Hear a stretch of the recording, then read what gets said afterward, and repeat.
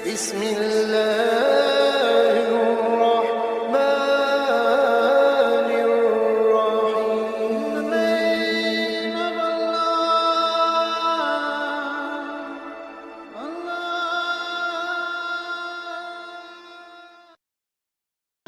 أعوذ بالله من الشيطان الرجيم. بسم الله الرحمن الرحيم. والنازعات غرقا والناشطات نشطا والسابحات سبحا فالسابقات سبقا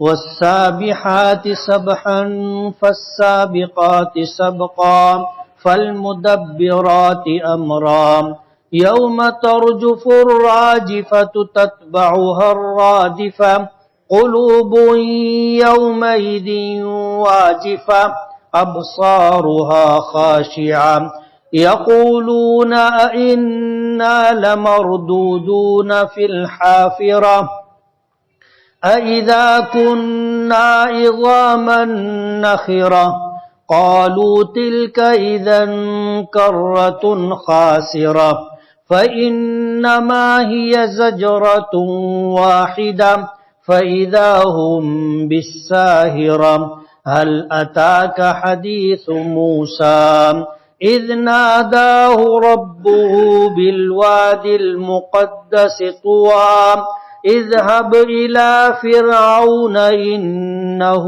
طغى فقل هل لك إلى أن تزكى وأهديك إلى ربك فتخشى فأراه الآية الكبرى فكذب وعصى ثم أدبر يسعى فحشر فنادى فقال أنا ربكم الأعلى فأخذه الله نكال الآخرة والأولى إن في ذلك لعبرة لمن يخشى.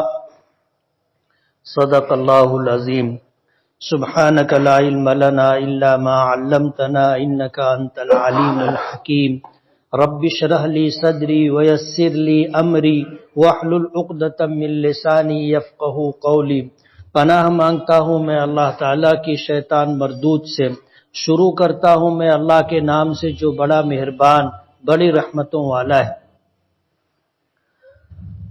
قسم ہے ان فرشتوں کی جو ڈوب کر کے سختی سے روح کھینچ کر کے نکالتے ہیں، اور قسم ہے ان فرشتوں کی جو بند کھول دیتے ہیں کھولنا، اور قسم ہے ان فرشتوں کی جو جسم انسانی میں تیرتے ہیں تیرنا، اور پھر سبقت کرنے والے ہیں سبقت کرنے والے ہیں دوڑ کر کے، پھر کاموں کی تدبیر کرنے والے ہیں حکم سے. جس دن کانپے گی زمین کانپنے والی، اور پھر اس کے پیچھے ایک دوسری کپکپاہٹ ہوگی. کتنے دل اس دن دھڑک رہے ہوں گے اور ان کی نگاہیں جھکی ہوئی ہوں گی. کہیں گے وہ لوگ کہ کیا ہم پھر لوٹائے جائیں گے اسی پچھلی حالت کی طرف؟ کیا جب ہم بوسیدہ ہڈیاں ہو چکے ہوں گے؟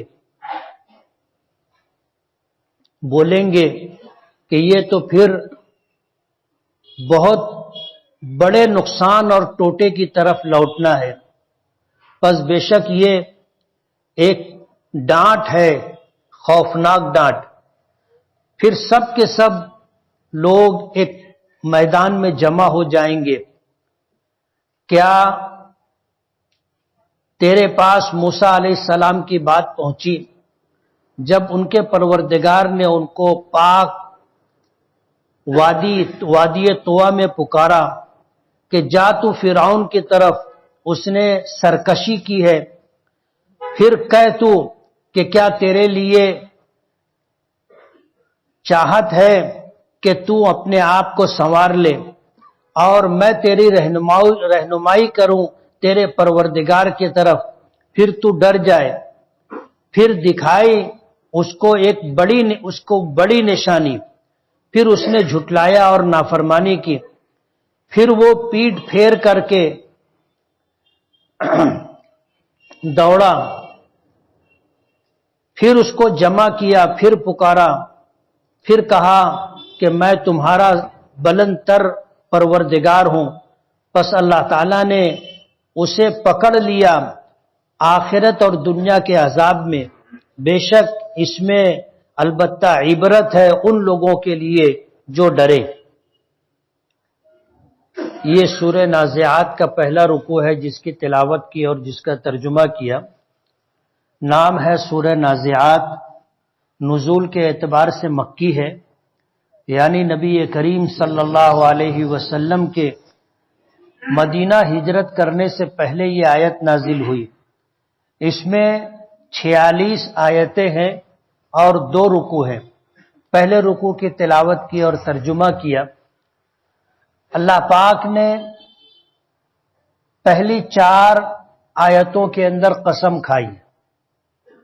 مفسرین نے اس کے ترجمے میں اور اس کی مراد میں کئی قول اختیار کیے، لیکن راجح قول اور مفسرین کا اس پر اتفاق بھی ہے کہ اللہ تعالیٰ نے فرشتوں کی قسم کھائی ہے ان 4 آیت کے اندر۔ روح قبض کرنے والے فرشتے روح قبض کرتے ہیں تو نیک لوگوں کی روح آسانی اور سہولت سے نکالتے ہیں، اور جو مشرک و کافر ہوتے ہیں، اللہ کے نافرمان ہوتے ہیں، ان کی روح سختی کے ساتھ نکالی جاتی۔ پہلی آیت میں والنازعات، نزعون کے معنی آتے ہیں کسی چیز کو سختی سے کھینچنا۔ حدیث پاک میں آتا ہے کہ جو مشرک و کافر ہوتے ہیں ان کی روح اس طرح نکالی جاتی ہے، مثال دی کہ بیری کا درخت ہوتا ہے، پودا ہوتا ہے کانٹے دار، اس کے اوپر ریشم کا کپڑا ڈال دیا جائے تو ظاہر بات ہے بیری کے پودے کا، بیری کے درخت کا جو کانٹا ہوتا ہے وہ ٹیڑھا ہوتا ہے، سیدھا نہیں ہوتا۔ ببول کے درخت کا دیکھا ہوگا کانٹا بالکل سیدھا ہوتا ہے، لیکن بیری کے درخت کے سارے کانٹے ٹیڑھے ہوتے ہیں اور اگر اس میں کوئی چیز الجھ جائے تو اس کا نکالنا بہت مشکل ہوتا ہے۔ اب ریشم کا کپڑا اگر بیری کے درخت پر ڈال دیا گیا تو چاروں طرف سے وہ پھنس جاتا ہے، الجھ جاتا ہے، اسے پھر ایک طاقت سے پکڑ کر کے کھینچ لیا جائے تو اس کپڑے کی کیا حالت ہوتی ہے۔ اس طرح کسی مشرک اور کافر کی جب روح قبض کی جاتی ہے تو اس کا جسم اندر سے اسی طرح ٹوٹ پھوٹ جاتا ہے، اور اتنی سختی سے اس کی روح نکالی جاتی ہے، اور اس وقت اس کی کیفیت ایسی ہوتی ہے کہ پیاس کی شدت میں اور تکلیف میں مرتا ہے۔ پیاس کی شدت اتنی ہوتی ہے کہ حدیث پاک میں آتا ہے کہ اگر اسے پورا سمندر بھی پلا دیا جائے تو اس کی پیاس نہیں بجھے گی، حالانکہ سمندر کا پانی پینا اس کے لیے ممکن بھی نہیں، اور سمندر کا پانی کسی کی پیاس بجھاتا بھی نہیں، وہ خود اتنا کڑوا اور تلخ ہوتا ہے، کھارا ہوتا ہے کہ اس سے پیاس بجھتی نہیں ہے بلکہ اور پیاس بڑھ جاتی ہے۔ لیکن اگر کسی شخص کو جو مشرک و کافر ہو اور موت کے وقت اس کی جو کیفیت ہوتی ہے پیاس کی شدت کی وجہ سے، مثال دیے کہ سمندر میں جتنا پانی ہوتا ہے اتنا میٹھا پانی بھی اگر اس کو پلا دیں تو اس کی پیاس نہیں بجھے گی، بھوکا مرتا ہے، پیاسا مرتا ہے اور سخت تکلیف میں مرتا ہے۔ وہ تو اللہ تعالیٰ زبان بند کر دیتے، اگر مرنے والے کی زبان بند نہ کی جائے، باندھی نہ جائے تو وہ اتنا چلائے گا کہ لوگ اس کے قریب جاتے ہوئے خوف کھائیں گے۔ اللہ زبان بند کر دیتا ہے، یہی وجہ ہے کہ لوگ چپکے سے مر جاتے، چپکے سے مر جاتے، زبان باندھ دی جاتی، ورنہ تکلیف اتنی ہوتی ہے کہ اگر زبان کو یارہ ہو اور اللہ اس کی زبان باندھے نہ تو وہ اتنا چلائے گا کہ سننا مشکل ہو جائے گا۔ تو پہلی آیت میں اللہ نے ان فرشتوں کی قسم کھائی ہے جو جسم انسانی میں ڈوب کر کے گھس کر کے مشرک اور کافر کی روح شدت اور سختی کے ساتھ نکالتے ہیں۔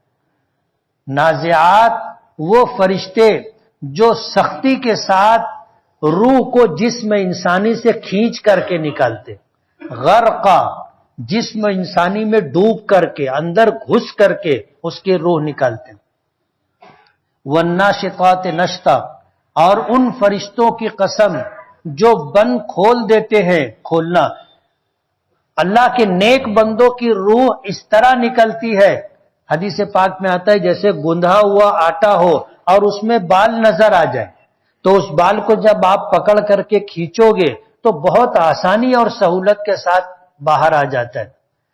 تو ایمان والے اور اللہ کے نیک بندوں کی روح اتنی آسانی سے نکلتی ہے، لیکن اتنی آسانی سے نکلنے کے بعد بھی روح کا جسم سے جدا ہونا تکلیف دہ مرحلہ ہے، تکلیف دہ مرحلہ ہے۔ نبی کریم صلی اللہ علیہ وسلم سے زیادہ اللہ کا محبوب، آپ سے زیادہ اللہ سے ڈرنے والا اور آپ سے زیادہ نیک کون ہو سکتا ہے؟ لیکن جس وقت آپ کا آخری وقت تھا، آپ کی زبان مبارک پر دعائیہ الفاظ تھے، اللہم اعنی علی سکرات الموت، اے اللہ موت کی سختی پر میری مدد فرما۔ حضور کی دعا ہے۔ حضرت عائشہ رضی اللہ تعالی عنہا کے حجرے میں تھے، حضرت عائشہ رضی اللہ تعالی عنہا کے جسم کا ٹیک لگا کر کے حضور تھے، بیٹھے ہوئے تھے، اس حالت میں روح قبض ہوئی تھی۔ تفصیلی واقعہ میں اس میں نہیں جاؤں گا۔ حضرت عائشہ رضی اللہ تعالی عنہا حضور کی اس وقت سکرات کی کیفیت دیکھ کر کے کہتی ہے کہ میں پہلے ایسا سمجھتی تھی کہ جو گنہگار لوگ ہوتے ہیں ان کی روح جب نکلتی ہے تو انہیں بہت تکلیف ہوتی ہے، گنہگار لوگوں کی، لیکن میں نے اپنے آقا کو دیکھا تو مجھے اپنا خیال بدلنا پڑا، سوچ بدلنی پڑی۔ حضور پاک صلی اللہ علیہ وسلم نے پیالہ پانی کا بھرا ہوا منگوا کے رکھا تھا اور اپنا دست مبارک پانی میں بھگوتے تھے اور نکال کر کے اپنے چہرے پر تر ہاتھ پھیرتے تھے اور دعا کرتے تھے، اللہم اعنی علی سکرات الموت، اے اللہ موت کی سختی پر میری مدد فرما۔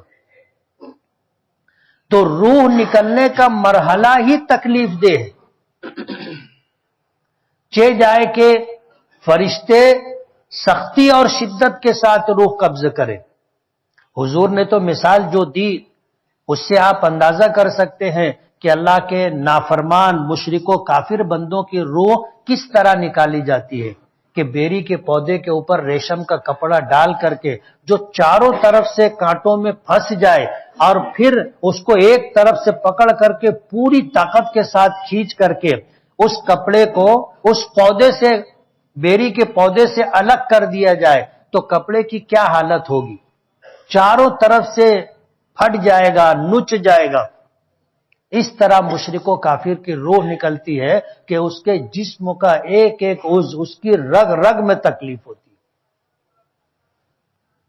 اور ایمان والوں کی روح اتنی آسانی سے نکالی جاتی ہے، مثال دی جیسے گندھے ہوئے آٹے سے بال نکلتا ہے، لیکن تکلیف تو ہوتی ہے۔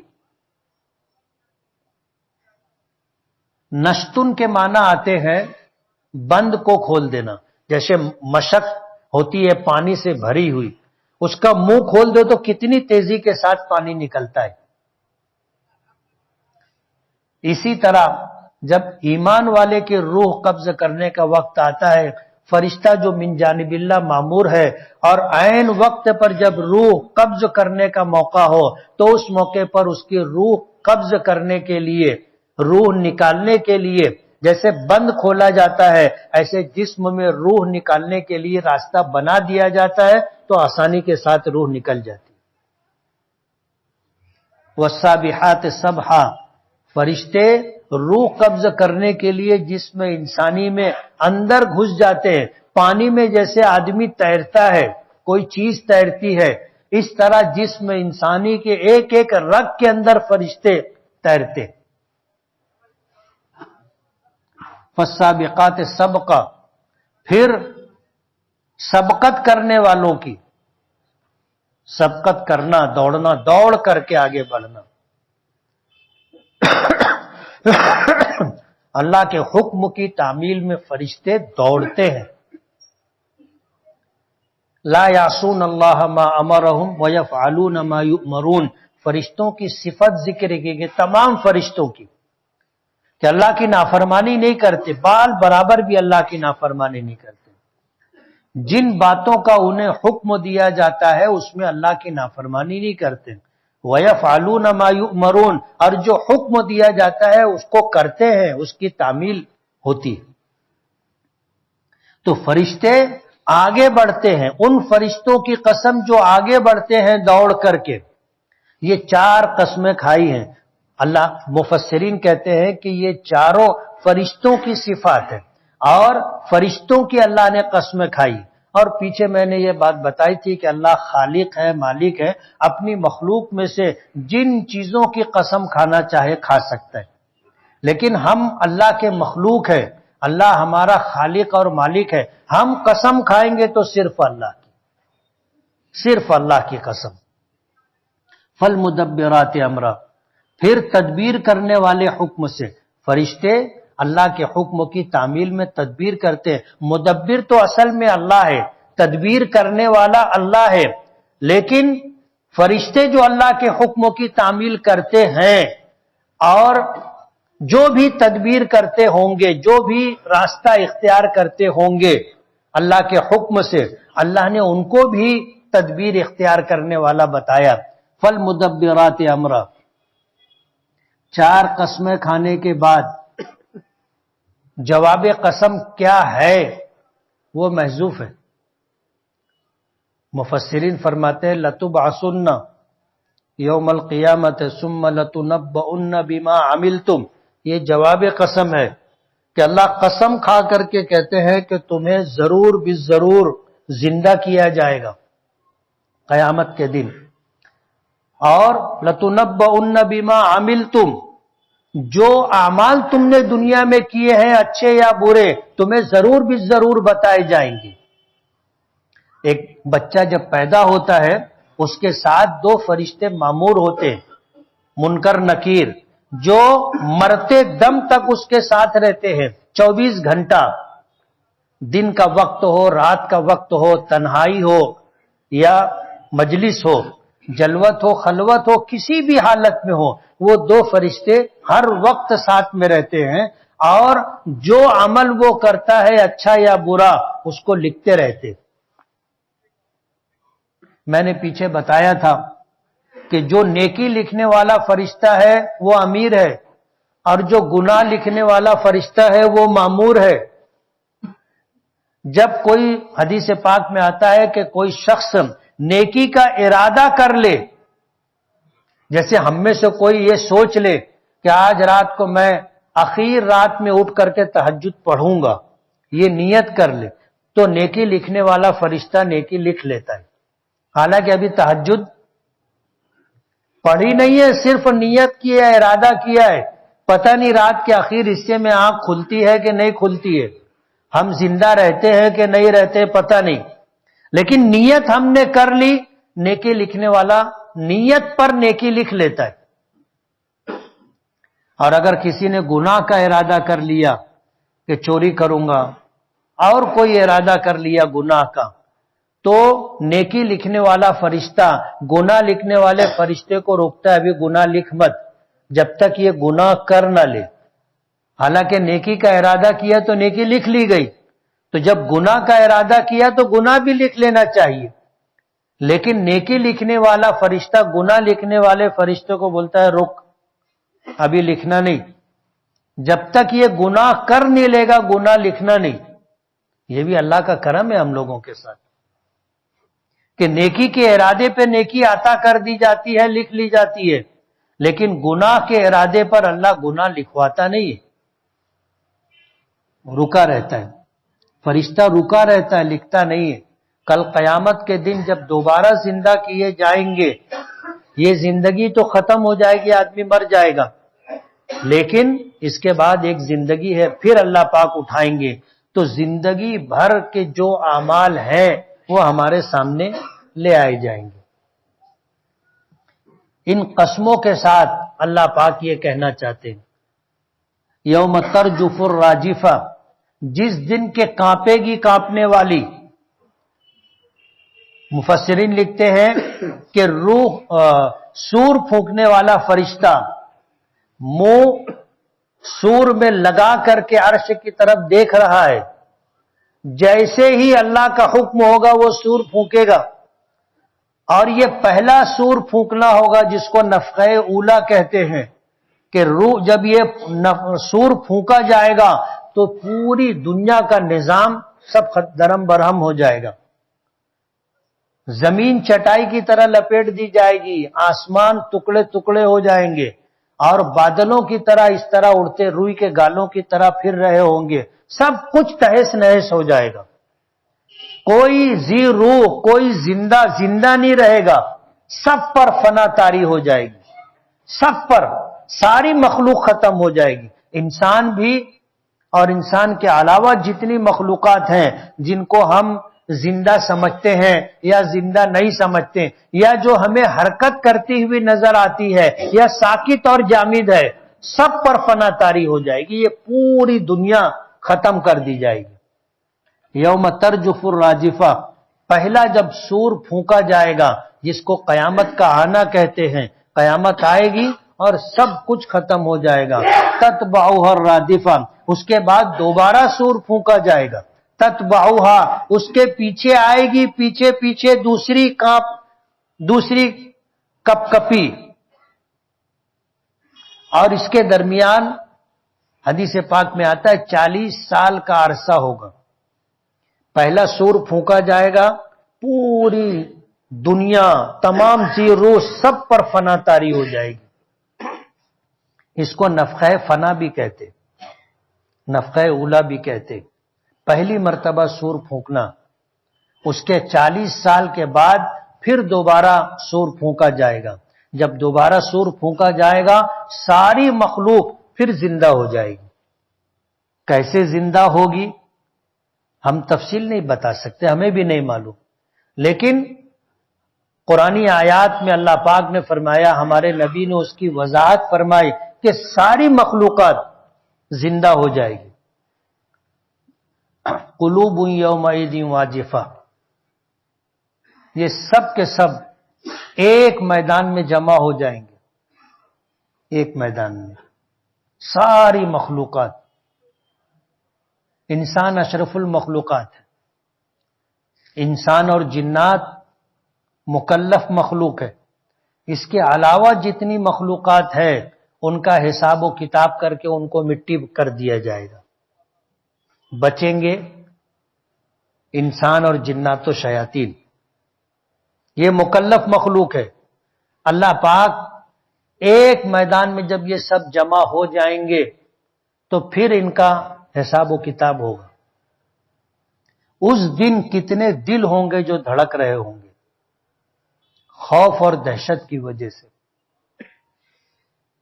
جو نیک متقی پرہیزگار ہوں گے وہ بھی، اور وہ بھی جو قیامت کا انکار کرتے تھے اور اس بات کو مانتے ہی نہیں تھے کہ دوبارہ زندہ کیے جائیں گے، اب جب ان کو دوبارہ زندہ کر کے اٹھا دیا جائے گا، اب ظاہر بات ہے کہ جس چیز کا وہ انکار کرتے تھے، جس کو مانتے ہی نہیں تھے، وہ صورتحال ان کے سامنے ہوگی، وہ خود زندہ کر دیے جائیں گے۔ اس دن کتنے دل ہوں گے دھڑک رہے ہوں گے۔ انبیاء کرام علیہم الصلاۃ والسلام کے متعلق آتا ہے کہ وہ بھی نفسی نفسی میں مبتلا ہوں گے، ہر ایک کو اپنی فکر ہوگی، ہر ایک کو اپنی فکر ہوگی۔ اللہ پاک حساب و کتاب شروع نہیں کریں گے، سخت غضبناک ہوں گے، لوگ حضرت آدم کے پاس جائیں گے اور کہیں گے کہ آپ تمام انسانوں کے باپ ہیں اور اللہ نے آپ کو نبی بنایا تھا، سب سے پہلے نبی اور رسول آپ ہیں، آپ اللہ کی بارگاہ میں سفارش کریں۔ تو خوف الہی کی وجہ سے حضرت آدم علیہ الصلوۃ والسلام انکار کر دیں گے کہ میری ہمت نہیں۔ آج اللہ تعالیٰ اتنے غضبناک ہے، نہ پیچھے کبھی اتنے غضبناک تھے، نہ آج کے بعد کبھی اتنے غضبناک ہوں گے۔ میں اللہ کے سامنے جا کر کے سفارش کرنے کی اپنے اندر ہمت نہیں رکھتا، مجھے ڈر ہے کہ کہیں میرا مواخذہ نہ ہو جائے کہ اللہ نے روح پھونکی، اپنے دست قدرت سے بنایا، فرشتوں سے سجدہ کروایا، جنت میں رکھا اور حکم دیا تھا کہ اس درخت کے قریب مت جانا، ہم سے کوتاہی ہوئی، کہیں ایسا نہ ہو کہ میری پکڑ ہو جائے کہ میں نے تم کو اس درخت کے قریب جانے سے منع کیا تھا، کیوں گئے تھے؟ تو کوئی جواب نہیں بن پڑے گا۔ یہی حال تمام انبیاء کرام علیہ الصلوۃ والسلام کا ہوگا کہ سب کو اپنے بارے میں کوئی نہ کوئی ایسا عمل ہوگا جس کی وجہ سے اللہ کی بارگاہ میں پیشی کی ہمت اور جرأت نہیں ہوگی۔ سارے انسان آخر میں جناب رسول اللہ صلی اللہ علیہ وسلم کے پاس آئیں گے اور کہیں گے کہ آپ اللہ سے سفارش کیجیے، حساب و کتاب شروع۔ حضور فرمائیں گے ہاں ہاں میں ہی سفارش کروں گا۔ حدیث پاک میں آتا ہے کہ عرش کے نیچے جا کر سجدہ ریز ہوں گے، اور اتنا لمبا طویل سجدہ کہ ساری دنیا کے سجدے اس سجدے کی برابری نہیں کر سکیں گے۔ اللہ جانتا ہے کتنا طویل سجدہ ہوگا، اور حضور فرماتے ہیں کہ اللہ تعالیٰ مجھ پر حمد کے ایسے کلمات القا کرے گا جن کلمات کو آج میں نہیں جانتا، پھر ان کلمات کے ذریعے میں اللہ تعالیٰ کی حمد اور تعریف کرتا رہوں گا۔ پھر ایک وقت آئے گا اللہ پاک حکم دیں گے، فرمائیں گے ارفع راسک، کہ اپنا سر اٹھائیے، سل تعطا، مانگیے دیا جائے گا، واشفع تشفع، سفارش کرو شفاعت کرو قبول کی جائے گی۔ جب اللہ پاک کی طرف سے یہ حکم ہوگا اور اجازت ملے گی، تب حضور پاک صلی اللہ علیہ وسلم سفارش کریں گے کہ اللہ حساب و کتاب شروع کرے۔ اس کو شفاعت کبریٰ کہتے، جس کا فائدہ تمام انسانوں کو، تمام انبیاء کرام کو اس کا فائدہ ہوگا۔ حساب و کتاب شروع ہوگا، کتنے دل اس دن دھڑک رہے ہوں گے، ابصارها خاشعہ، نگاہیں جھکی ہوئی ہوں گی، جیسے گنہگار اور مجرم نگاہ نیچے کیے رہتا ہے، اسی طرح متقی اور پرہیزگار لوگوں کی بھی کیفیت ہوگی کہ اللہ کے سامنے کوئی نظر اٹھانے کی ہمت نہیں کرے گا، سب کی نظریں جھکی ہوئی ہوں گی۔ اس دن کافر جو قیامت کا انکار کرتے تھے اور دوبارہ زندہ کیے جانے کا انکار کرتے تھے، وہ کہیں گے کہ کیا ہم پھر پچھلی حالت کی طرف لوٹائے جائیں گے، یعنی پہلے ہم مرنے سے پہلے جیسے زندہ تھے، کیا ہمیں پھر اسی طرح زندگی دے دی جائے گی؟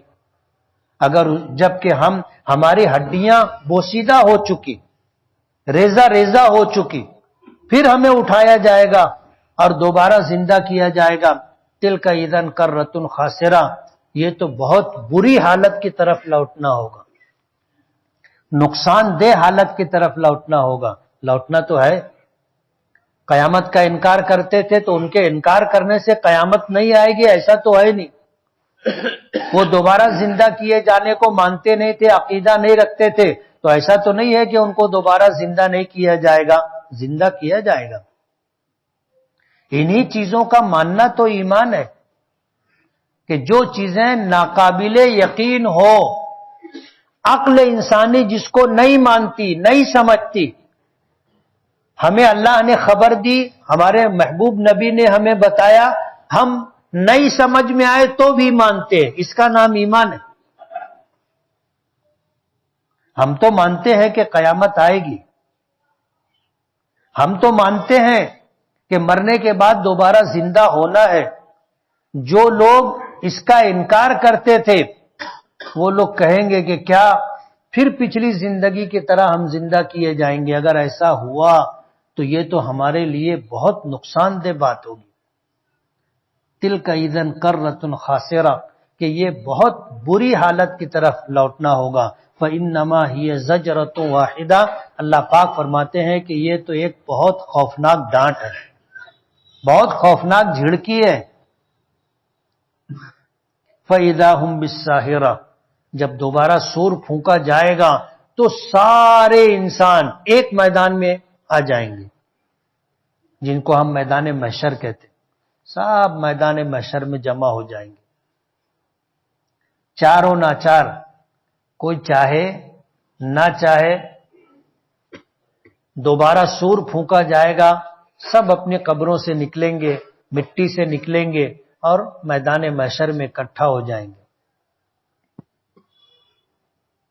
تم ضرور بالضرور زندہ کیے جاؤ گے اور تمہیں تمہارے اعمال سے پوری طرح باخبر کیا جائے گا. هل اتاک حدیث موسیٰ، اللہ پاک اپنے محبوب جناب رسول اللہ صلی اللہ علیہ وسلم سے پوچھتے ہیں کہ تیرے پاس موسیٰ علیہ السلام کی خبر آئی؟ اذ ناداہ ربہ بالوادی المقدس طویٰ، جب انہیں ان کے پروردگار نے پاک وادی طویٰ میں ان کو پکارا تھا، آواز دی تھی. جب مدین سے حضرت موسیٰ علیہ السلام واپس مصر کی طرف آ رہے تھے تو حضرت شعیب علیہ السلام کی بیٹی سے نکاح ہوا تھا اور لے کر واپس ہو رہے تھے. راستے میں بچے کی ولادت کا موقع آیا، سردی تھی، آگ کی تلاش میں موسیٰ علیہ السلام تھے. کوہ طور کے اوپر روشنی نظر آئی تو سمجھے کہ آگ ہے، گئے تھے آگ لینے. اس واقعے کی طرف اشارہ ہے. اللہ پاک کی طرف سے آواز آئی، اذ ناداہ ربہ بالوادی المقدس طویٰ، طویٰ اس وادی کا نام. اللہ پاک کی طرف سے آواز دی گئی، موسیٰ علیہ السلام اس آواز پر گئے، اللہ نے نبوت عطا فرمائی.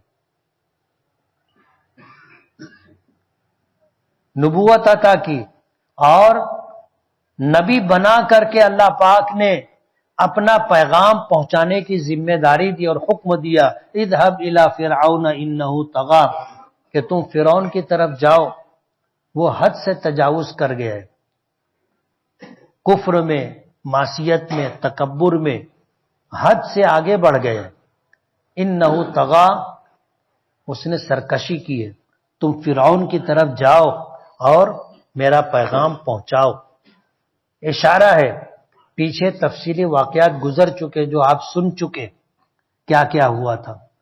اور جا کر کے کہو حل لکا الی ان تزکا، کہ کیا تیرا جی چاہتا ہے کہ تو ہدایت کی راہ اختیار کر لے، پاکی کی راہ اختیار کر لے، اپنے آپ کو بنا لے، سنوار لے. کیا تیرا جی چاہتا ہے؟ حل لکا الی ان تزکا واہدیک الی ربک فتخشی، اور کیا میں تجھے تیرے پروردگار کی طرف رہنمائی کروں، راستہ بتاؤں، فتخشی، اور تو اسے قبول کر لے تو تو ڈر جائے. جنہیں اللہ ہدایت دیتا ہے، ایمان دیتا ہے، ان کے دلوں میں اللہ کی خشیت، اللہ کا خوف آ جاتا ہے. اور جن کو اللہ ہدایت نہیں دیتا وہ بے خوف رہتے، اور کسی گناہ کا کرنا ان کے لیے کوئی ڈر اور خوف کی بات نہیں رہتی. اسی لیے ایک حدیث پاک میں آتا ہے کہ جن کے لیے نیکی آسان ہو جائے سمجھ لو اللہ نے اس کے لیے خیر مقدر کی، اور جس کے لیے گناہ آسان ہو جائے تو اسے یہ سمجھ لینا چاہیے کہ میرے لیے تباہی و بربادی مقدر ہے. تو کسی نیکی کا اپنے لیے آسان ہو جانا یہ خیر کی علامت ہے، بھلائی کی علامت ہے، اور گناہ کا آسان ہو جانا تباہی و بربادی کی علامت ہے. جو کام نیک آدمی نہیں کر پاتا گنہگار لوگ بہت آسانی سے کر لیتے. ایسی آئیڈیے سے موبائل جیب سے نکلتا ہے کہ پتہ بھی نہیں چلتا نا، کہ جیب ہلکا ہو گیا آدمی کو خبر نہیں ہوتی، اور جب ہاتھ لگایا تو معلوم پڑا کہ جیب میں تو کچھ ہے ہی نہیں۔ بولتے ہیں نا کہ آنکھ میں سے کاجل نکال لیتے، یعنی اتنی مہارت اور ایسی آسانی۔ تو نیکیوں کا آسان ہو جانا یہ علامت ہے خیر و بھلائی کی، اور گناہوں کا آسان ہو جانا یہ نشانی اور علامت ہے تباہی و بربادی کی۔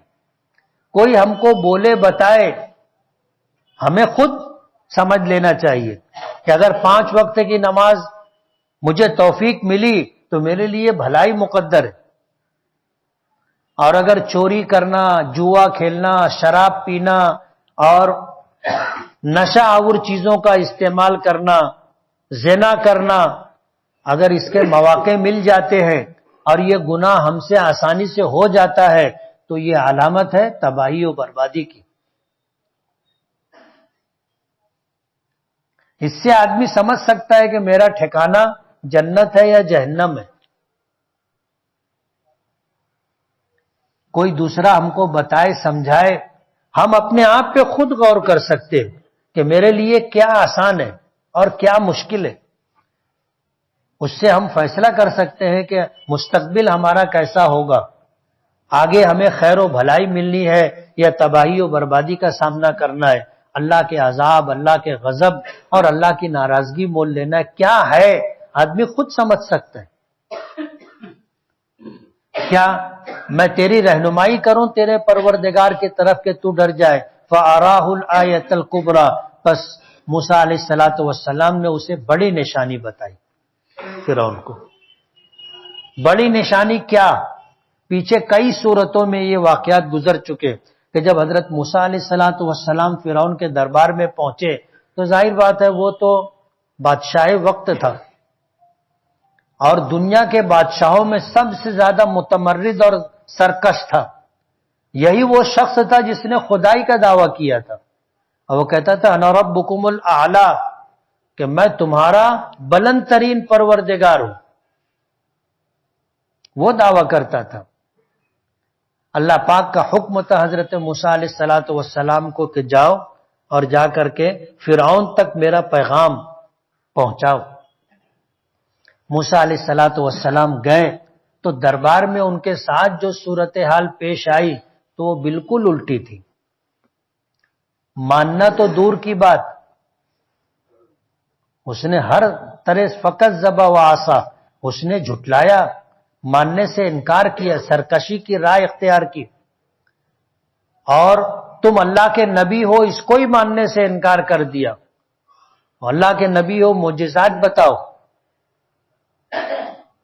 موسیٰ علیہ السلام نے اپنا ہاتھ بغل میں ڈالا اور جب ایسے نکالا تو ہاتھ سورج کی طرح چمک رہا تھا، جیسے ہم سورج دیکھ نہیں سکتے اس طرح کوئی حضرت موسیٰ علیہ السلام کے ہاتھ پر نظر نہیں جما سکتا، اتنا روشن ہاتھ، جس کو ید بیضا کہتے۔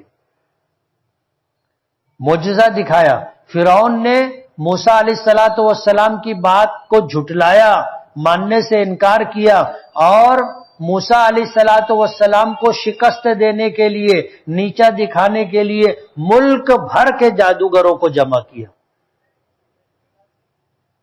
دن طے ہو گیا، جگہ طے ہو گئی، موسیٰ علیہ السلام گئے تو تمام جادوگروں نے اپنی رسیاں زمین پر ڈالی تو وہ سب سانپ بن گئی، اور موسیٰ علیہ السلام کی طرف بڑھنے لگی۔ موسیٰ علیہ السلام کے دل میں بھی اس بات کو دیکھ کر خوف آیا، اللہ پاک کا حکم آیا اپنا عصا زمین پر ڈالو۔ موسیٰ علیہ السلام کے ہاتھ میں جو لاٹھی تھی وہ زمین پر ڈالی تو وہ اژدہا بن گئی، اور جتنے سانپ تھے سب کو اس نے نگل لیا۔ اب جادوگروں نے دیکھا تو وہ اپنے اپنے فن کے ماہر تھے، انہوں نے دیکھا، سمجھ گئے کہ یہ جو ہے یہ جادو نہیں، ہم نے جو کیا یہ جادو تھا، لیکن موسیٰ علیہ السلام نے جو کیا یہ جادو نہیں، یہ تو کچھ اور ہے۔ اللہ ہدایت دینا چاہے تو ایسے بھی ہدایت دیتا ہے. سارے جادوگروں کے دل میں اللہ نے یہ بات ڈال دی کہ موسیٰ علیہ السلام جو کر رہے ہیں یہ جادو نہیں، ہمارا تو سارا جادو ایک لمحے میں ختم ہو گیا، بچا کچھ نہیں. اور موسیٰ علیہ السلام نے جو کیا وہ جادو نہیں ہے، یہ معجزہ ہے. فَأَرَاهُ الْآيَةَ الْكُبْرَى. اور بھی مفسرین نے اس میں اقوال ذکر کیا. موسیٰ علیہ السلام کو کئی معجزات دیے گئے تھے، بہت سارے معجزات. تو موسیٰ علیہ السلام نے اپنی نبوت و رسالت کی تصدیق کے لیے معجزات دکھائے. فَكَذَّبَ وَعَصَى. فرعون نے جھٹلایا، ماننے سے انکار کیا. ثُمَّ أَدْبَرَ. پھر منہ موڑا، اعراض کیا، پیٹھ دکھائی. یسعا. اور یسعا کے معنی تلاش کرنے لگا یا تیزی سے آگے پیچھے بھاگا یا کوشش کرنے لگا موسیٰ علیہ السلام کو شکست دینے کی. اس نے جو کچھ کیا ایک لفظ میں اس کو تعبیر کیا، ایک جملے میں کہ ثم ادبر یسعا. مانا نہیں، ماننے سے انکار کیا، موسیٰ علیہ السلام کی طرف پیٹ کی. یسعا. اور کوشش کرنے لگا موسیٰ علیہ السلام کو نیچا دکھانے کی. فحشر. اور اس نے پورے ملک سے جادوگروں کو جمع کیا. فنادا. اور اس نے یہ آواز دی اور کہا انا ربکم الاعلی، کہ میں تمہارا پروردگار ہوں. اور موسیٰ ایسے پروردگار کی بات کر رہا ہے جس کو کسی نے دیکھا نہیں. اللہ کی ربوبیت الوہیت کا انکار کیا، اپنی خدائی کا اس نے اعلان کیا. فَأَخَذَهُ اللَّهُ نَكَالَ الْآخِرَةِ وَالْأُولَى. پس اللہ تعالیٰ نے دنیا اور آخرت کے عذاب میں اس کو پکڑ لیا. اس دنیا میں بھی عذاب دینا اللہ کے لیے کچھ مشکل نہیں. دنیا اور آخرت دونوں عذاب میں اللہ نے اس کو پکڑ لیا. ان فی ذلک لعبرۃ لمن یخشی. اس میں عبرت ہے ان لوگوں کے لیے جو ڈریں، اور جن کے دل میں ایمان ہوتا ہے وہ ڈرتے اللہ کے عذاب سے، اللہ کی پکڑ سے، اللہ کی ناراضگی سے، عذاب سے. دنیا اور آخرت میں اللہ کی ناراضگی مول لینے سے ڈرتے. فرمایا اس میں موسیٰ علیہ السلام اور فرعون کے ان واقعات کے اندر عبرت ہے ان لوگوں کے لیے جو اللہ سے ڈر کر کے زندگی گزارتے.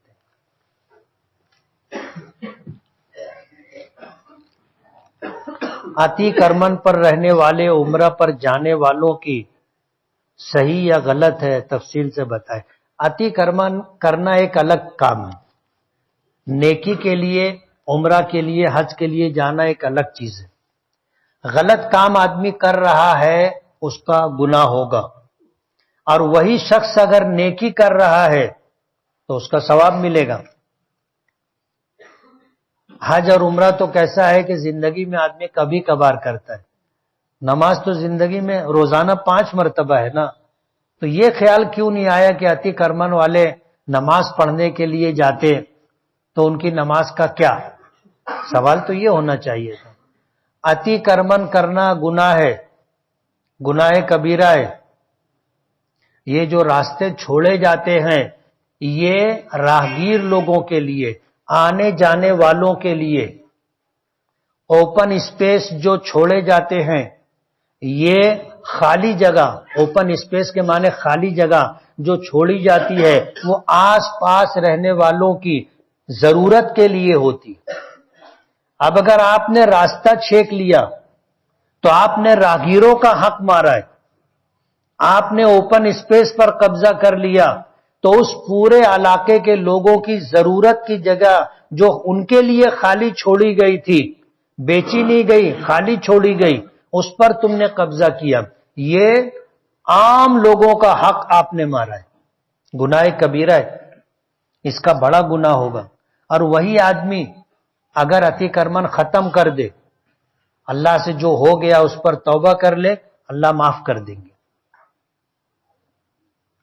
اب اگر کوئی آدمی عتی کرمن کر کے رکھا اور توبہ بھی کرتا رہے تو یہ توبہ نہیں ہے، یہ اپنے آپ کو دھوکہ دینا ہے۔ توبہ کا مطلب یہ ہے کہ جو گناہ کر رہا ہے پہلے اس کو ختم کرے، چھوڑ دے، پھر شرمندہ اور نادم ہو کر کے اللہ سے معافی مانگے تو اس کو توبہ کہتے ہیں۔ اور یہ مصیبت مسلمانوں میں زیادہ ہے، اور حیرت ہوتی ہے کہ جن کے پاس بڑی جگہ ہے، جو ان کی ضرورت سے زائد ہے، اس کے بعد بھی اتی کرمن کرتے ہیں۔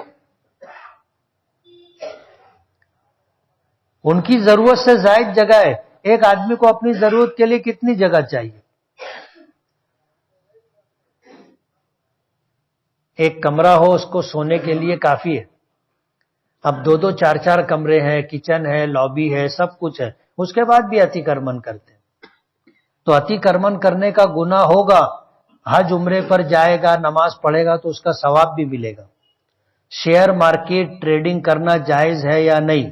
جن چیزوں کا شیئر خرید رہے ہیں اگر وہ جائز کاروبار ہے تو اس کا شیئر خریدنا جائز ہے، ناجائز کاروبار ہے تو اس کا خریدنا جائز نہیں۔ چھوٹے بچوں کو کھانسی کے لیے مسی کا استعمال کرتے ہیں، کیا یہ جائز ہے؟ یہ ایک دوا ہے جس کی تاثیر یہ ہے کہ اس کے اندر کسیلا پن ہوتا ہے اور ہمارے حلق میں کوا ہوتا ہے، گوشت کا ایک لوتھڑا ہوتا ہے جو ایسے لٹک رہا ہوتا ہے۔ اب اس کی کیا حکمت و مصلحت ہے، وہ جسم میں کیوں ہے، کیا کام کرتا ہے، ڈاکٹر لوگ، حکیم لوگ جانتے ہوں گے، اپنے کو تو نہیں معلوم۔ لیکن اللہ نے کوئی چیز بیکار نہیں پیدا کی۔ بسا اوقات وہ جو لٹکتا ہوا ٹکڑا ہوتا ہے وہ زیادہ لٹک جاتا ہے، ڈھیلا ہو کے لمبا ہو جاتا تو وہ نیچے سہراتا ہے ایسے، تو کھانسی آتے رہتی۔ تو یہ جو مسی ہوتی ہے وہ انگلی پر لے کر کے ایسے منہ کے اندر ڈال کر کے وہ کوے کو لگا کر کے ایسے اوپر دبا دیتے ہیں تو وہ سکڑ جاتی، جائز ہے۔ میرے ابو کی طبیعت کچھ دنوں سے خراب ہے، انہیں کچھ یاد نہیں رہتا، تو کوئی وظیفہ ہوگا تو بتاؤ پڑھنے کے لیے۔ استغفار اور درود شریف پڑھنا چاہیے۔ اب زیادتی عمر کی وجہ سے، بڑھاپے کی وجہ سے اگر یادداشت تو متاثر ہے تو ظاہر بات ہے کوئی ایسا وظیفہ نہیں ہے جو عمر کم کر دے، یعنی 70 سال ہے تو 60 سال پہ لے کے آ جائے، 60 سال ہے تو 50 پہ لے کے آ جائے، ایسا کوئی وظیفہ نہیں۔ ہاں اسی عمر میں رہتے ہوئے اگر درود پاک اور استغفار پڑھیں تو انشاءاللہ اس کے اثرات ہوں گے۔ کرسی پر بیٹھ کر نماز پڑھنے والوں کی تعداد میں اضافہ ہوتا جا رہا ہے۔ میں نے سنا ہے کہ کرسی پر بیٹھ کر نماز پڑھنے سے نماز ہوتی ہی نہیں ہے، ایسا نہیں۔ نماز میں قیام فرض ہے، فرض نماز میں کھڑے ہو کر کے نماز پڑھنا جس کو قیام کرنا کہتے ہیں فرض ہے۔ اگر ایک آدمی کھڑے ہونے کی طاقت رکھتا ہے اس کے بعد وہ کھڑا نہ ہو بیٹھ کے نماز پڑھے تو پھر وہ چاہے کرسی پہ بیٹھ کے پڑھے یا نیچے زمین پر بیٹھ کر نماز، اس کی نماز نہیں ہوگی، اس کا فرض چھوٹ گیا۔ اس لیے بلا ضرورت اور بلا مجبوری کے جو لوگ کرسی پہ بیٹھ کر یا زمین پہ بیٹھ کے نماز پڑھتے ہیں فرض نمازیں ان کی نہیں ہوتی۔ نفل نمازوں میں قیام فرض نہیں، آدمی بیٹھ کے بھی نفل نماز پڑھ سکتا ہے۔ کیا موبائل کے رنگ ٹون پر کوئی نعت رکھ سکتے ہیں؟ دیکھو اللہ کا نام یا اللہ کے نبی کا نام اس کی اپنی ایک حیثیت اور مقام، ایسے معمولی کاموں کے لیے اللہ اس کے رسول کا نام نہیں استعمال کرنا چاہیے، یہ احترام کے خلاف ہے۔ جائز ناجائز ایک الگ چیز ہے، لیکن اللہ اس کے رسول کے تعلق سے جو ہمارے دل میں عقیدہ ہے، احترام ہے، وہ بہت الگ ہے۔ اس لیے بعض لوگ جو ہے اذان لگا لیتے ہیں، بعض لوگ کوئی نعت لگا لیتے ہیں، بعض لوگ کچھ اور، وہ نہیں لگانا چاہیے۔ جو کام جیسے ہوتا ہے اس کو ویسے کرنے کا۔ سادی رنگ لگانے کا، کیا لگانے کا؟ سادی رنگ لگانے کا. ہم ظاہر بات ہے کہ موبائل آیا، کسی کا فون آیا، اس کے لیے رنگ کافی ہے. اس کے لیے نعت پاک لگا لینا، اس کے لیے درود پاک لگا لینا، اس کے لیے قرآن پاک کی آیات لگا لینا، یہ بے احترامی ہے، نہیں لگانا چاہیے. ترنگے کا کیا مطلب ہے؟ ترنگے کے معنی 3 رنگ والا ہے. قسط واری خرید و فروخت جائز ہے. کسی چیز کی نقد قیمت کم ہوتی ہے، لیکن وہی چیز اگر مدت میں دی جاتی ہے تو اس کی قیمت بڑھ جاتی ہے، بڑھائی جاتی ہے. اور قسط واری کا مطلب یہ ہے کہ اب تم آج پورا پیسہ مت دو، ہر ہفتہ یا ہر مہینہ تم تھوڑا تھوڑا تھوڑا تھوڑا اتنی مدت میں دو، اس کو قسط واری کہتے ہیں. مگر اس میں شرط ہے کہ ایک مرتبہ کسی چیز کی خریدی اگر قسط واری میں ہو رہی ہے تو جو قیمت طے ہو گئی اس میں اضافہ نہیں ہو سکتا. لیکن قسط واری میں اگر ایک ڈیو ہوا، ایک ہفتہ اگر اپنے نہیں بھرے تو اس کا بیاج اگر لگ گیا تو یہ خرید و فروخت تو جائز نہیں ہوگی. مالیگاؤں کے واٹس ایپ گروپ میں کچھ مخصوص حکیم حضرات کمپنیوں کے ایجنٹ کی طرف سے مستقل پوسٹ چلاتے ہیں. میں بھی دیکھا حکیم لوگ مٹھ مارنے والوں کے لیے، ٹائمنگ بڑھے اس کے لیے، مردانہ طاقت بڑھے اس کے لیے باقاعدہ وہ چلاتے ہیں. ایسے لوگوں کا بائیکاٹ کرنا چاہیے. یہ سماج اور معاشرے کے اندر بے حیائی اور فحاشی کو عام کر رہے. جس کو ضرورت ہوگی وہ خود جا کر کے دوا لے لے گا نا، خود جا کے لے لے گا. جو آدمی ضرورت مند ہوتا ہے، بیمار ہوتا ہے، اس کو خود فکر ہوتی ہے اور اپنے علاج و معالجے کو لے کر کے وہ خود ہی تلاش میں رہتا ہے. لیکن یہ صورتحال جو آج کل واٹس ایپ پر چل رہی ہے انتہائی غلط ہے، بند کرنا چاہیے. جس گروپ میں ہے اس گروپ کے ایڈمن کی ذمہ داری ہے کہ ایسا کوئی شخص اگر ہو تو اس کو گروپ سے باہر کریں. آپ جس گروپ میں ہو اس گروپ کے ایڈمن کو آپ بولو. اب ظاہر بات ہے واٹس ایپ پہ آیا، جن کو ضرورت نہیں وہ بھی دیکھتے نا، جن کو ضرورت نہیں ہے وہ بھی دیکھتے. بے حیائی کی بات ہے. اب جو آدمی یہ دوا خریدنے والا وہ بیچارہ چوری چھپے جا کے لیتا ہے. حکیم کی دکان پہ گئے تو پہلے ادھر ادھر دیکھ لیتا ہے، کوئی دیکھ تو نہیں رہا ہے مجھے، اور پھر چپکے سے بولتا ہے کہ وہ گولی دے دو یا وہ دوا دے دو. وہ خود چھپانا چاہتا ہے اور تم اتنی بے حیائی کے ساتھ ان چیزوں کو جو ہے وائرل کر رہے ہو. بہت خراب بات ہے. اس معاملے کے اندر جو گروپ کا ایڈمن ہے وہ ذمہ دار ہے. اگر ان جیسی بے حیائیوں کو وہ نہیں روکتا ہے تو وہ خود جواب دے رہے گا. رکشہ میں گھر کی گیس بھر کر چلانا قانوناً جرم ہے، لیکن یہاں پر سی این جی اور ایل پی جی پمپ نہیں ہے، اس لیے مجبوراً ہمیں یہ گیس بھر کر چلانا پڑتا ہے. دیکھو کسی حالت میں قانون ہاتھ میں لینے کی اجازت نہیں. ہر ایسا کام جس کو کرنے سے جانی نقصان ہو سکتا ہے، مالی نقصان ہو سکتا ہے یا عزت و آبرو برباد ہو سکتی ہے، شریعت اس کی اجازت نہیں دیتی. اب آپ خود لکھ رہے ہو کہ یہ قانوناً جرم ہے، مطلب ہے کہ سرکار نے ایسا کرنے سے منع کیا ہے. آپ اگر کرو گے اور قانون اپنا کام کرے گا تو تم مجرم ٹھہرو گے اور اس کے بعد مالی نقصان ہو سکتا ہے، عزت و آبرو پر حرف آ سکتا ہے. تو ایسا کام نہیں کرنا چاہیے. بڑے عالم دین کا ہاتھ چومنا، بڑے عالم دین سے مصافحہ کرنا اور اس کے بعد اپنے ہاتھ کو چومنا کیسا ہے؟ یہ شرک نہیں ہے، احترام ہے. اگر واقعی ہمارے دل میں کسی کا احترام ہے تو ہم اس کی پیشانی کو بوسہ دے سکتے ہیں، اس کے ہاتھ کو بوسہ دے سکتے ہیں اور مصافحہ کرنے کے بعد اپنا ہاتھ بھی چوم سکتے ہیں. جیسے آدمی حجر اسود کی طرف اشارہ کرتا ہے پھر اپنا ہاتھ چومتا ہے، اس کی گنجائش ہے۔ قرآن شریف میں رکوع اور منزل کس کی ایجاد ہے؟ یہ بعد میں لوگوں نے سہولت کے لیے بنائی۔ مجھے آنکھ کے پردے پر کیا لکھا ہے معلوم نہیں، شکل دھندلی دکھائی دیتی ہے، کچھ وظیفہ بتائیں۔ اللہ تعالیٰ کے ناموں میں سے ایک نام ہے نور۔ نور جو لوگ کچھ لوگ پڑھتے ہیں یا نور ہو یا نور ہو یا نور ہو، اس کو پڑھ کر اپنی انگلی پہ دم کر کے آنکھ پر پھیرنے سے انشاءاللہ فائدہ ہوگا۔ اگر امام کے پیچھے نماز پڑھ رہے ہیں اور غلطی امام سے نہیں ہم سے ہوئی تو سجدہ سہو کیسے کریں گے؟ امام کے پیچھے رہتے ہوئے غلطی دو طرح کی ہوتی، ایک غلطی تو ایسی ہوتی ہے کہ جس کی اصلاح کی کوئی شکل نہیں،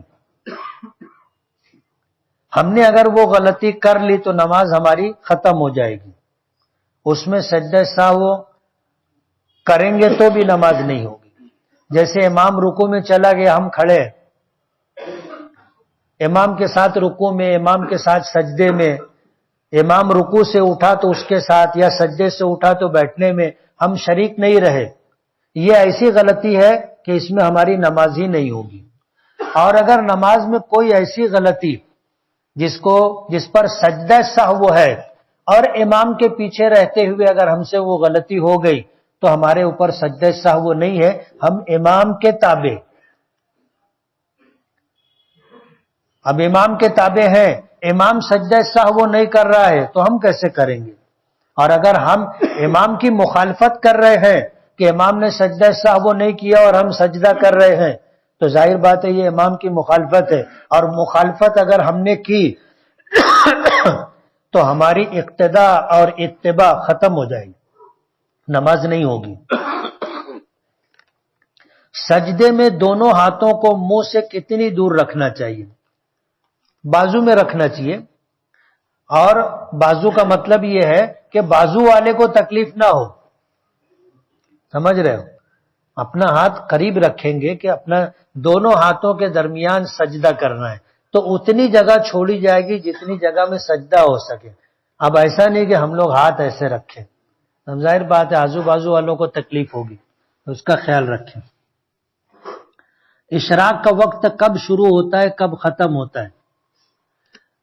اشراق کے معنی آتے ہیں سورج کا روشن ہو جانا، سورج طلوع ہوا اور اس میں پیلا پن ختم ہو گیا، جس میں عموماً 12-15 منٹ لگتے ہیں، 15 منٹ آپ سمجھ لیجئے، اس کے بعد اشراق کا وقت شروع ہوتا ہے، گھنٹہ سوا گھنٹہ رہتا ہے، اس کے بعد چاشت کا وقت شروع ہوتا ہے جو زوال سے کچھ پہلے ختم ہوتا ہے۔ سلام کے جواب میں وعلیکم السلام کہنا چاہیے یا وعلیکم السلام کہنا چاہیے؟ سام کے معنی آتے ہیں موت کے، سلام کے معنی سلامتی کے آتے ہیں، اور سام کے معنی موت کے آتے ہیں۔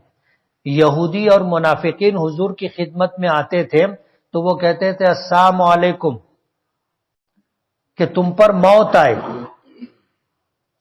اب وہ اہل عرب تھے، صحابہ کرام سنتے تھے تو ایک دم تپ جاتے تھے اور ناراضگی کا اظہار کرتے تھے۔ بعض لوگ اس کا جواب سختی سے دیتے تھے، حضور نے منع فرمایا، کہا کہ اگر انہوں نے کہا ہے السلام علیکم تم پر موت آئے تو تم کہہ دو وعلیکم، سمجھ گئے نا؟ موت ہم پر نہیں تم پر آئے۔ بعض لوگ، ہم لوگوں میں سے بھی کچھ لوگ ایسا کرتے ہیں کہ جب سلام کرتے ہیں تو لام کھا جاتے ہیں، سلام میں لام کھا جاتے ہیں اور ایسا لگتا ہے جیسے وہ السلام علیکم کہہ رہے ہیں، تو یہ بد دعا ہے۔ اگر ہم میں سے کسی سے ایسا ہو جائے تو اس کی درستی کرنا چاہیے۔ اور سلام کے معنی سلامتی کے آتے ہیں۔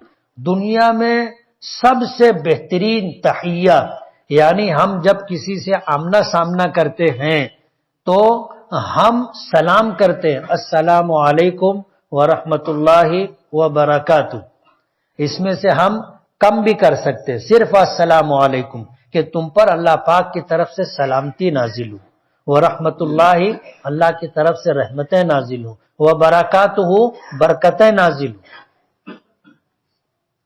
اب ظاہر بات ہے کہ اگر آدمی سلام میں لام ختم کر دیا تو یہ پھر دعا نہیں بد دعا ہو گئی۔ نماز میں خشوع اور خضوع کیسے پیدا ہوگا؟ جب ہم نماز پڑھتے ہیں تو اپنی توجہ سمیٹ کے رکھنا چاہیے، اور توجہ سمیٹنے کا مطلب یہ ہے کہ اپنے اگر قرآن کریم پڑھ رہے ہیں تو اس کو سمجھ کے غور کر کے پڑھیں، اور اگر ہم امام کی اقتدا میں ہیں تو امام کا پڑھنا توجہ کے ساتھ سنیں، کیا پڑھ رہے ہیں امام سے، سمجھ میں آئے نہیں آئے الگ بات ہے، لیکن کان لگا کر کے توجہ سے سننا چاہیے۔ اور ہر عمل جب ہم کر رہے ہیں، قیام کی حالت میں ہے تو یہ خیال دل میں رہنا چاہیے کہ میں اللہ کے سامنے کھڑا ہوں، رکوع میں ہے تو میں اللہ کے سامنے جھکا ہوں، سجدے میں ہے تو میں اللہ کے قدموں میں اپنا سر رکھ رہا ہوں۔